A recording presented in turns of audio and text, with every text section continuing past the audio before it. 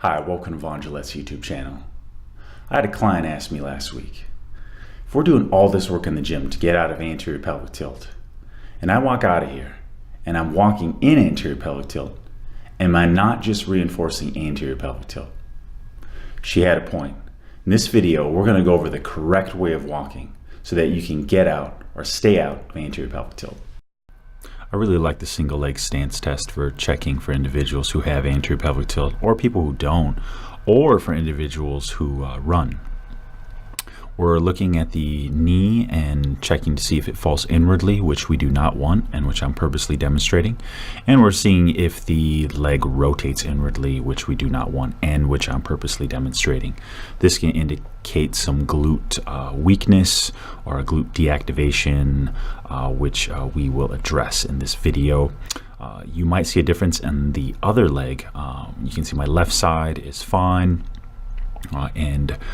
Consequently, I probably would not need to work as much on the left side as I would need to do it on my right side. You'll see this pattern too kind of popularized by the Postural Restoration Institute, and it is very common to see one side asymmetrical. So in this, we see the anterior pelvic tilt, see a pretty big curve that I'm trying to demonstrate. Then I'm just going to walk with that curve. So if people are standing up and you're in anterior pelvic tilt, you're going to reinforce it. Now the fix is basically we're going to tuck up the front of that pelvis there, right? Just coming up, kind of reverse that. I'm going to tuck it up again. Yep. And then we're going to try to maintain that as we walk throughout the day. Heck, if we're just standing, we can tuck up the front of that pelvis going up using the obliques, so kind of the side abdominals.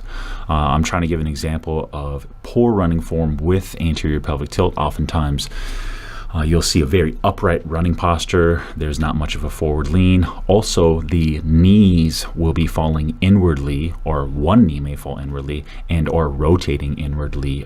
Consequently, you'll see a leg kind of flop out to the side. The foot will flop out to the side, which can definitely indicate a rotating inwardly knee.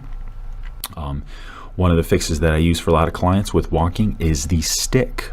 We want to make sure that the thumb on the low back is touching both the stick and the low back, so that it's the knuckle of the thumb there. You also want to do it with both hands, making sure that you're rotating your thorax as you walk. Now, as a client noted to me, this looks like I'm trying out for the new Thriller video, which I am not. I am squeezing my glute as I, with each step. So I'm squeezing my left glute, then right glute with left glute. Whatever leg is going back, that's the glute that you want to squeeze. And I'm also using a little incline because that's going to facilitate more glutes and hamstrings. So try it out. You'll eventually progress into walking and being able to squeeze the glutes. But I can tell you this, walking at first at this speed, trying to squeeze those glutes, it's not going to be possible. You need to go very slow. If you have any questions or comments, please post them below. Thank you.